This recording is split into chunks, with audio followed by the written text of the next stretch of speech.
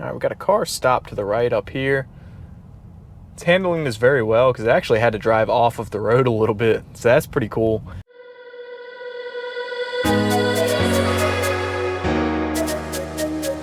Hey, what's going on, everyone? Welcome back to the channel. We're back today with another Tesla full self-driving video. And today we're mainly going to be talking about FSD version 13, which is supposed to be coming out soon. So we're going to take our test route to Yorktown Beach and talk about it along the way. And do know that I did just press the pedal there to get the car moving at the beginning. It seems like version 12.5 doesn't like to start moving on its own. And then too, I want to point out that we're kind of like in the middle of the road that we just pulled out onto. So we're out on the main road now, and I think what we're going to do for this video is we're just going to go through the entire Tesla AI post that was made on X recently, talking about what they've accomplished and then what they're going to do with version 13 and a couple of other things coming up in the future. So I do want to start out by saying that this video is using version 12.5.4.1, and I do know that there's a new version getting ready to come out, or some people already have that new version. I believe it's 12.5.6. I still want to put this video out though, because I do like to go back to these and look at them to see how things have progressed over time. And it's been a little while since I put a video out of the test route to Yorktown Beach. So anyway, like I said, we're going to be talking mainly about version 13 today, and then some of the things that have happened in September. So we'll start at the top of the post. It says what we completed. So end-to-end on highway has shipped to about 50,000 customers with version 12.5.6.1. That's pretty exciting. I haven't gotten it yet, as you probably already know, because I told you what version we're running, but that came with a couple of good improvements to it. Obviously, the big thing is the end-to-end neural network on the highway. I've seen a lot of videos of it so far, and it looks excellent. And if it's anything like the end-to-end neural network on the city streets, I'm sure it feels way better than it used to feel, than FSD used to feel on the highway. I know when version 12 came out for city streets, it was a huge game changer. A lot of the things that used to feel robotic, or a lot of the things that the car used to struggle with, it now does with almost no problem. Now, it's still not without problems. It still has some issues to it, but it's a drastic improvement from where we were back in the version 11 and previous days. So the other big change that came with 12.5.6, while it doesn't really impact the driving at all, was a change to the rendering on the display, where oncoming cars and other vehicles that are moving around on the visualizations are way smoother. So you can kind of see that that truck was skipping around a little bit on the display, but it seems like they fixed that issue entirely with 12.5.6. So the next thing they've got listed is Cybertruck build that improves responsiveness. So they did deploy version 12.5.5 to Cybertruck owners, and then recently came out with 12.5.5.2. I think I got that right. A lot of points in there. But anyway, that's the second build that's gone wide to Cybertruck owners for FSD. So they got that out. Third bullet says, successful We Robot event with 50 autonomous Teslas safely transporting over 2,000 passengers. So they did have the We Robot event on October 10th, and they showed a lot of stuff there. They unveiled the Cybercab, they unveiled the Robovan, had Optimus walking out among the crowd.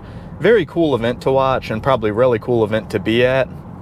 But the rumor is, I don't know if this is true or not, but the rumor is that all the vehicles there were actually running FSD V13 or some variation of it. And as far as I know, all of those Cybercabs and Model Ys that were out there driving autonomously ran the entire night without intervention or anything like that, and seemed to do a very good job. Okay, I gotta press the pedal there. We were stopping for some reason. So that's intervention number 1 on this drive. That wasn't good at all. But yeah, the Cybercabs and the Model Ys that were fully autonomous there drove all around on their own with no human intervention. People got to take rides in them. Looked like a very cool event to be at. And there was some criticism that, oh, it was a pre-mapped location, it was on a movie set. And while that's all true, there's still a lot of things that were out of Tesla's control in that area. There was a lot of pedestrians walking around, crossing roads, stepping in front of the vehicles. The other Cybercabs and other Model Ys were having to stop and pick people up. And there's just no way that you can pre-plan all of that. So while they may have had some extra data or something to help it drive around that area, there was still a lot of autonomous decisions that those vehicles had to make. And overall, it was very impressive. And if that's any indicator of what's to come with V13, I'm definitely looking forward to it. So those were all the bullets that they had for what we've completed. Now we'll talk about what's coming next. So the first one I'm super excited about, and obviously we know this is coming, but full rollout of end-to-end highway driving to all AI4 users, targeted for early next week. Well, we're at the end of the current week, so early next week starts tomorrow. It says including enhancements in stop smoothness. Got some kids running across the road up here. Okay, just making sure that we don't get too close to them, or that they don't do anything too crazy. Cool deal. Including enhancements to stop smoothness, less annoying bad weather notifications, and other safety improvements. So I'm looking forward to the stop smoothness. Hopefully that is not just referring to highway and it's referring to city streets as well, because version 12.5 for me has had some harsh stops, a little bit of late braking. It's like I can see something slowing down in front of me well ahead of time, but it seems like the car is a little bit late to respond to it. And it always stops in time, it just brakes a little bit harder than it needs to. And a lot of the time it leads to the car using the manual brakes when it doesn't need to use the manual brakes. And with the Model 3 Performance that I'm in, anytime I can not press the manual brake pedal and avoid some of the brake dust that comes from these, that's a win. The less annoying bad weather notifications, I'm looking forward to that too. If you use FSD currently, you've probably realized that the second that it starts raining or sprinkling, it's like every 5 to 10 seconds you're getting a beep letting you know that there's bad weather. Like, duh, I've kind of noticed that by now. So yeah, I'm looking forward to that improvement. Hopefully they tone that down quite a bit. So the next improvement, or the next thing they've said they got coming up next, is improved 12.5.x models for AI3 city driving. So that's kind of a big deal. From what I understand, version 13, which we're going to talk about this here in a minute when we get to that bullet, but version 13 is going to be the first build that's primarily off of Hardware 4 data. It's going to be built for Hardware 4 and run natively on Hardware 4. So that's kind of a big deal, but it also kind of implies that Hardware 3 might not get version 13 immediately, might not get it at all, or it might just be a while until they do get it. I'm not exactly sure what that rollout's going to look like, but it does sound like they still plan on making improvements to the 12.5 branch for Hardware 3. And I know at one point Elon had mentioned version 12.6, and I'm not sure if that just got shelved because of version 13 or what's going on with that, but maybe we'll see that roll out to Hardware 3 cars at some point. Next bullet we got on there is actually Smart Summon released to Europe, China, and other regions of the world. That's kind of big right now because a lot of the other countries are still waiting on any version of FSD or any features of FSD to get over there. Like, I know there's a lot of people in Europe that have already paid for it, and because of regulatory reasons, they can't use it yet. There's been a lot of chatter about FSD being tested out in China, and it wouldn't surprise me to see it roll out in China. I think they have a fairly friendly regulatory environment, at least as far as autonomous driving goes. And it sounds like Tesla's already kind of in the works of negotiating that with them. But seeing Summon go out to other countries would definitely be a cool thing. So the next bullet we got, it says V13 is a package of the following major technology architectures. So it says 3 times model size scaling. And forgive me because I'm really not an expert in neural networks and AI and all of that, so I'm just kind of speculating on a lot of this stuff, but I think I have a general idea of what this means. So like I said, 3 times model size scaling. I would assume, actually I skipped a couple of bullets here. We'll start with the first one and then we'll get back to it. Sorry Tesla, I'm going to pay attention to the road. Get through this turn and get my navigation right, and then we'll get back to it.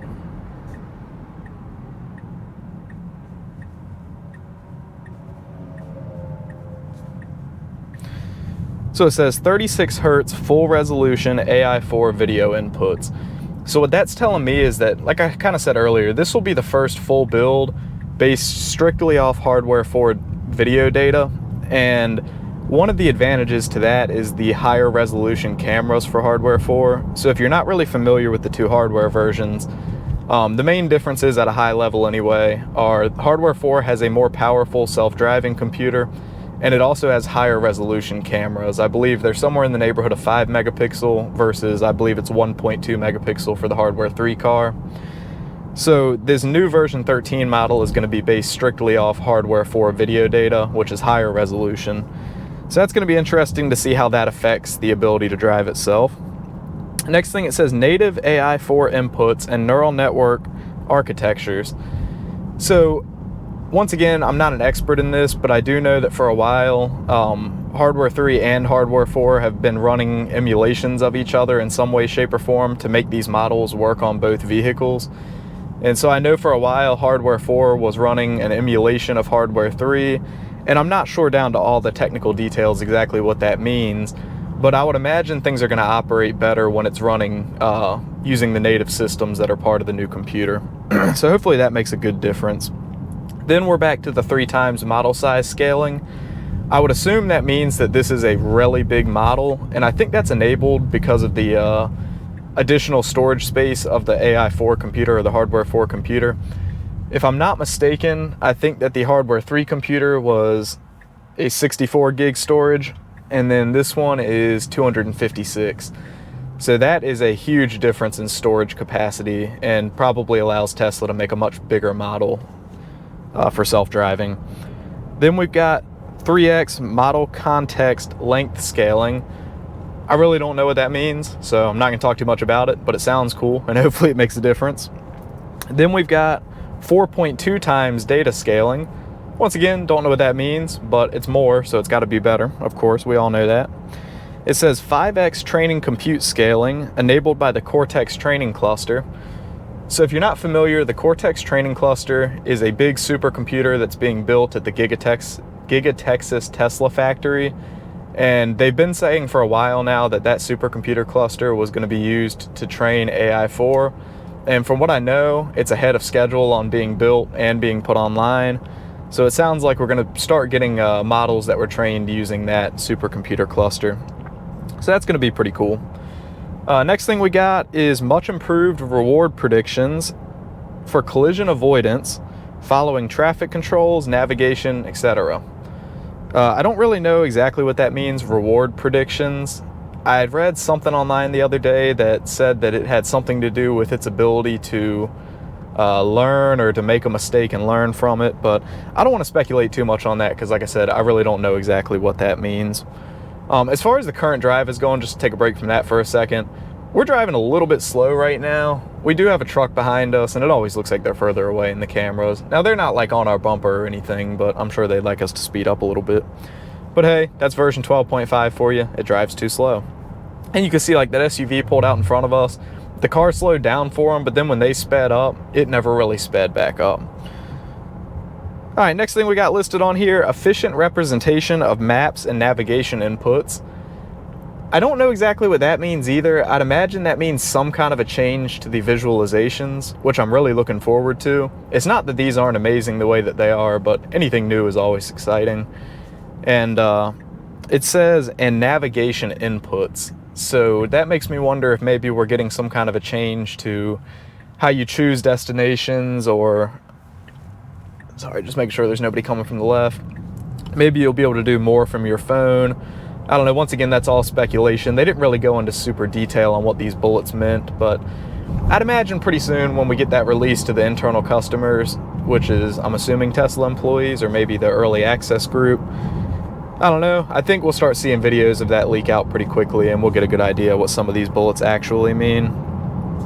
This next one is a huge one in my eyes. It says audio inputs for better handling of emergency vehicles. So if I'm understanding that correctly, that means the car is actually, instead of just taking in raw video data to make decisions, it's actually going to be able to hear what's going on around it. And maybe they've trained it specifically to listen to sirens or, PA systems from emergency vehicles. I'm not sure, and I'm also not sure how that's going to work. We need to get back over into this right lane. We should have never gotten over into the center lane to begin with, but version 12.5 has been doing that on this road. But yeah, the audio inputs is very, very interesting, and can't wait to see what exactly that looks like. Up to this point, FSD has done a pretty poor job of getting out of the way of emergency vehicles, especially when they're either oncoming or coming up behind you. It hardly ever pulls over to the side of the road and gets out of their way. Now, with that said, somebody did recently post a video where FSD did move over to the side of the road.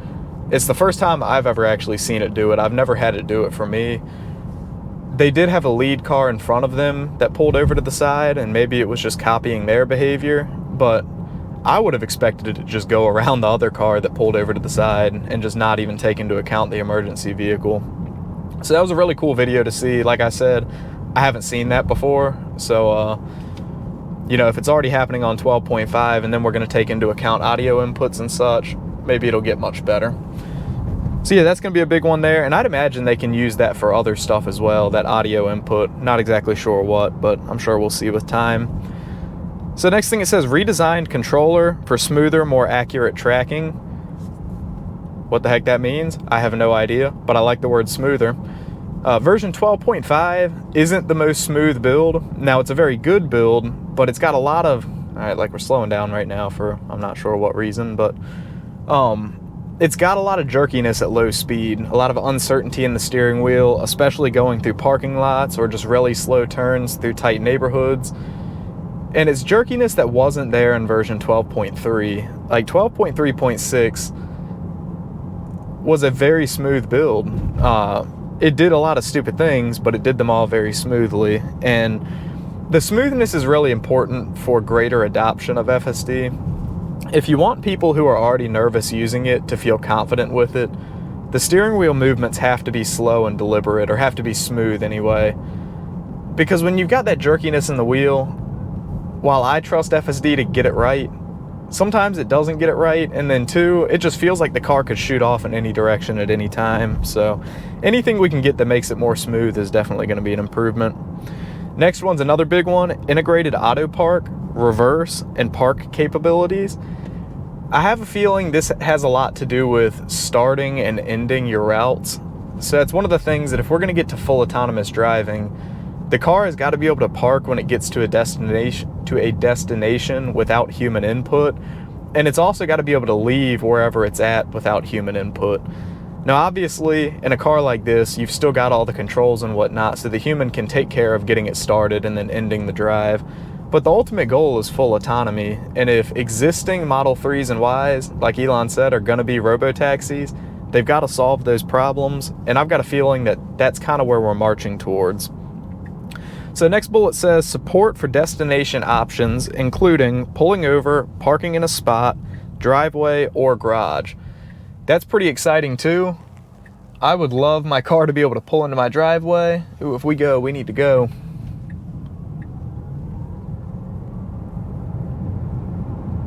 Okay, not too bad. I would love for FSD to be able to pull into my driveway and go park under the carport where I always park at, or like when it gets to work, immediately go park where I normally park.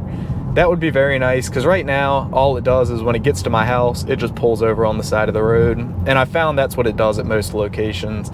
Now, if you're going to a store, it will pull into the parking lot, and usually for me it just pulls over in front of the store. But it'd be really cool to see it get to the destination and then actually go park itself. So that ought to be pretty cool. And then improved camera cleaning and handling of camera occlusions. So I don't know how they're going to improve camera cleaning, because it's not like there's a mechanical mechanism that can wipe the front of the camera, other than you could argue the windshield wipers can come up and wipe. But as far as I know, unless they've hidden something, like on this car, there's no rear windshield, or there's no rear camera sprayer like there is on the Cybertruck, or maybe that's a front camera sprayer, I can't remember. But I'm not sure how they're going to improve camera cleaning, but I guess we'll find that out. I am looking forward to the improved camera occlusions, or improved handling of camera occlusions. I usually don't have an issue with that, like using FSD, and I do want to point out real quick before I keep talking about that, we are going way too slow right now. The speed limit's 45, we should be doing almost 50, and we're doing 38. So that's hands down my biggest complaint about version 12.5. Apart from the jerkiness at low speed and the late braking, the driving slow is really annoying. So anyway, those were all the bullets under the V13 bullet. Then it says, we have integrated several of these improvements and are already seeing 4x increase in miles per intervention, or between necessary interventions compared to version 12.5.4. That sounds promising. This lays the foundation for the V13 series, and we are targeting to ship V13.0 to internal customers by the end of this week. Today is the end of the week that this was posted on, so there is a chance that we're going to see this roll out to maybe some employees or maybe some early access people today, but I'm just thinking it's probably going to end up being early this coming week. So then it says, most of the remaining items are independently validated and will be integrated over November and a series of point releases. So I'm going to keep my eye on this guy in front of us. We should go around him. I would already be offsetting for him. It handled that very smoothly, but it's, I don't know, version 12.5, one, we need to speed back up. I know we're getting ready to turn right, but we're just creeping forward. It's so slow. And it may not look like it on camera, but take my word for it, it's very slow. And it says we are targeting a wide release with version 13.3 with most of the above improvements for AI4 vehicles near Thanksgiving. So that's pretty big. That's basically saying that by the end of November, they're hoping to have V13 rolled out wide to AI4 cars. And I'm really looking forward to it. I just got this car, which is AI4, about, it might actually be, I can't remember what today. Yeah, I think 2 months ago today. So I'm looking forward to trying out the new versions. I will say I've still got my old AI3 car, and I intend to do some videos where I compare AI3 to AI4. I kind of want to do that before we're on different versions. We got a little bit of jerkiness riding through this road right now.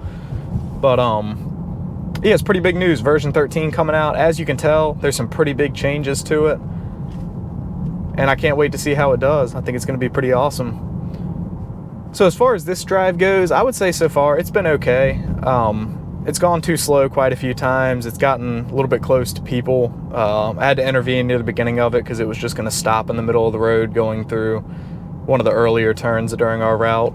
I don't know what was up with that, but it was pretty annoying. It shouldn't just stop in the middle of the road when there's no stop sign or anything like that. Maybe version 13 will fix stupid things like that. But I will say with that turn, it's always kind of struggled with that. Now it does it way better than it used to. In fact, version 11 couldn't even do that turn. It would just get there and absolutely slam the brakes. And then sometimes it would act like it was going to drive into the yard of the house next to the turn. So it's a lot better than it used to be, but it's still not good. But yeah, overall the drive's been okay. Only one intervention, but once again, we're going below the speed limit right now. We're kind of creeping through some of these turns back here. Luckily, it's Sunday and kind of like the middle of the day. There's not really a whole lot of people out driving, but yeah, maybe version 13 will have improved speed control. Of all the 20,000 things they listed there, I wish they would have listed that one. Yeah, so, yep, okay so far for this drive. We're probably about 10 minutes from the destination. So we'll see if it can make it the rest of the way there without me having to do anything else.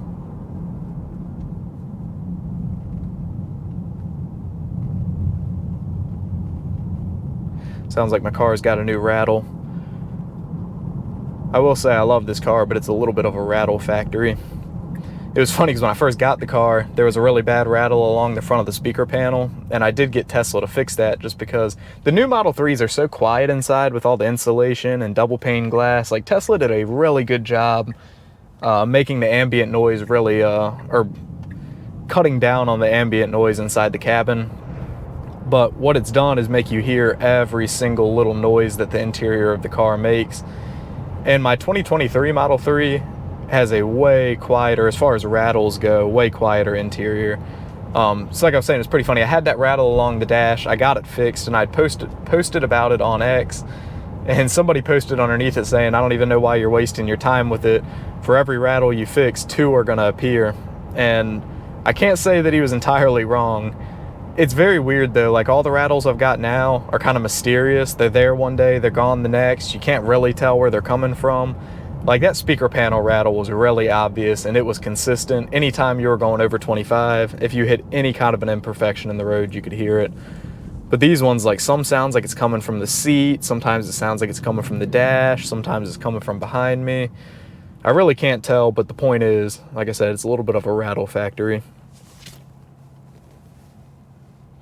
So we'll see how the car does when it gets through this intersection. The road we're getting ready to be on is a 50-mile-an-hour road. I'd be willing to bet it's not going to go anywhere near 50, and you're probably getting tired of hearing me complain about the speed control, but it really needs to be fixed. I know Tesla wants people to use FSD so that they can gather data. One of the main reasons I turn off FSD right now is because it's driving too slow.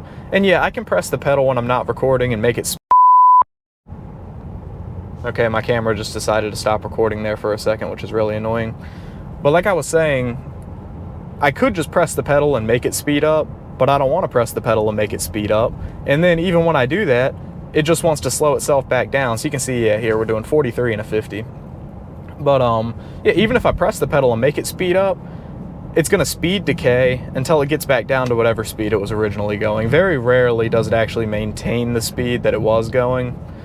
So like I said, that's like one of the main reasons I turn it off. The low speed jerkiness doesn't really bother me enough to turn it off. I'm kind of used to it. But when it just wants to drive really slow and I'm trying to get somewhere, you know, I just end up turning it off and driving myself. And yeah, you can switch back and forth between chill, assertive, average, but that makes no difference on city streets. Those are strictly for highway use. So there's really nothing you can do to make it speed up. Somebody will probably say, oh, well, just turn off the auto speed control.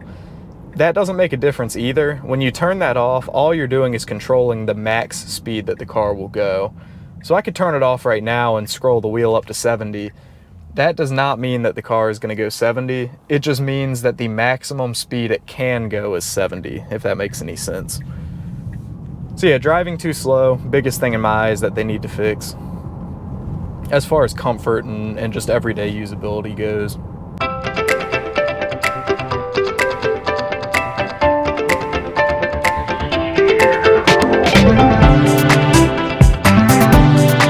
So we do seem to be carrying pretty good speed through here. Historically, it's wanted to go too slow through this road, and it's probably going to slow down quite a bit for these curves. It's a little bit exaggerated slowing down for curves at times, but it actually seems to be carrying pretty good speed. It seems like the map data for this road is always screwed up. It's like right now it's saying that the speed limit's 50. It's definitely not 50. In previous builds it said it was 25. It's definitely not that either. The speed limit through here is 35, and there's no reason that we shouldn't be going 35 right now. So this says we're going 33. This speedometer is actually a mile an hour faster than what the car is actually going. So if I were to look at like a GPS speedo right now, we're probably doing 31 or 32 miles an hour. And once again, there's no reason for it not to speed up and go the speed limit. And so that's a pretty noticeable difference between version 12.5 and 12.3. Like, we're actually slowing down right now. We're down to almost 30, which realistically puts us down into the 20s. But like I was saying, it's a pretty noticeable difference between the two builds, because version 12.3.6 noticeably paid attention to speed limit signs. Like if I was in a 35 and then passed a 45 mile an hour speed limit sign, I could actually feel the car speed up when it did that. Version 12.5 like doesn't give a crap what the speed limit sign says. It's just going to do whatever it wants to do.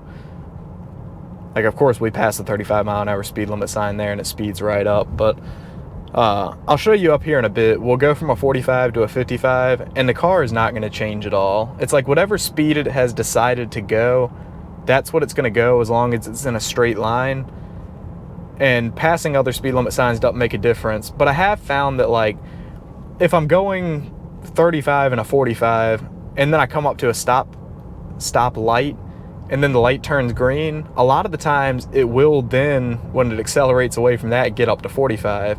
But if it's one continuous straight movement, it just seems to get stuck at whatever speed it's going.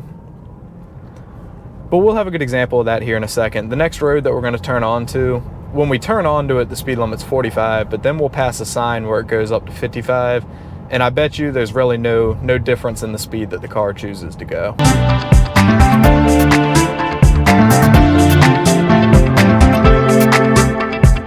So now we're actually doing 13 over. But once again, that happened after we slowed down significantly for somebody to turn in front of us. Now, if that didn't happen, I think we'd still be creeping around at like 33. So the stop and moving again seems to make a difference in what speed it decides to go. And like right now, we're really speeding. I don't mind it. Most people do 45 through here, but you know, it probably shouldn't be doing 13 miles an hour over the speed limit through a residential area. So here we go, we're turning right here. Like I said, 45 miles an hour, and then about a quarter mile down the road, we'll pass a 55 mile an hour sign. And I bet you the car does not change its speed at all. And you can even see here, we're gonna pass a 45-mile-an-hour speed limit sign first.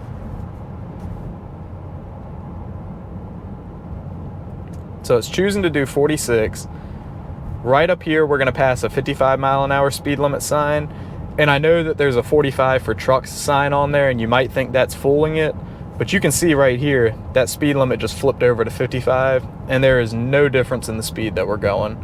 It's not speeding up for that. It didn't do anything different. So it's almost like it's basing its speed decisions. I can't even say that. I was gonna say strictly off of map data, but I would imagine the map data would tell it that we're now on a 55-mile-an-hour road. Maybe it doesn't. Can't see the map data to know that.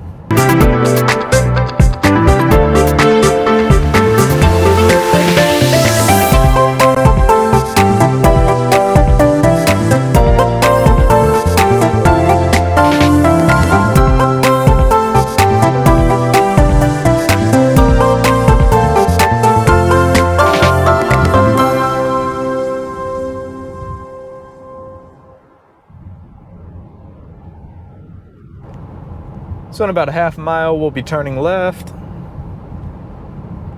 And we're getting real close to the destination now.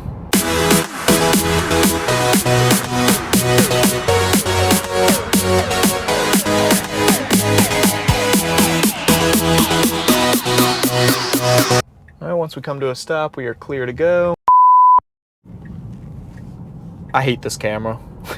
I do not understand why it keeps stopping recording randomly. If anybody knows why GoPro wants to do that, this is a Hero 13. It's driving me absolutely nuts.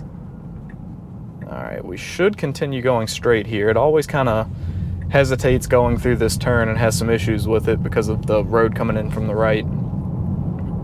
But yeah, if anybody knows why the GoPro insists on stopping every 10 minutes and making me restart the film, please let me know. I'm recording on 4K 60. I don't think I have any crazy settings causing it. It's not overheating. In fact, it's warm, but it's not hot by any means. So I don't get it. But if it continues, I'm going to a DJI camera.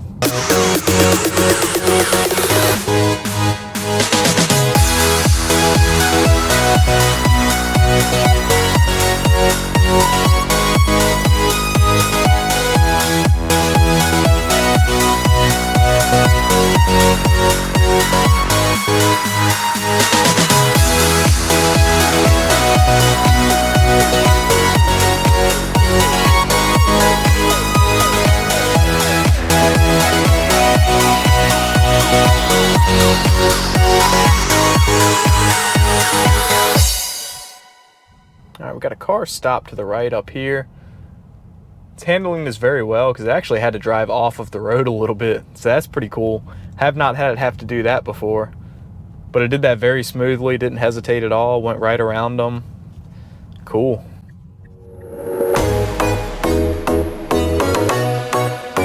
Got a little bit more traffic through here than we usually have.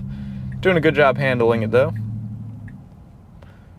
So as we come up near the end, I'll just give my overall thoughts.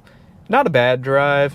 I did have to intervene once. A lot of the times, this test route now is 0 interventions. I probably need to find a new test route, but I'll probably keep recording this one. I'll probably find another test route to record in addition to this, just because, like I said, it's good to compare. This is like a really good control to compare over time and see how we're progressing. And then I want to find another test route that's in like a more busy area with more people and more traffic. But like I said, not a bad drive overall. It did do some weird things along the way. I think the main thing is it just drove too slow. But you know, once again, I'm kind of spoiled by version 12 now. Like when it's driving too slow, that bothers the heck out of me. But we're leaps and bounds ahead of where we used to be on version 11, where it couldn't even make it the first mile of this drive without me having to either intervene or disengage. So we've progressed quite a bit.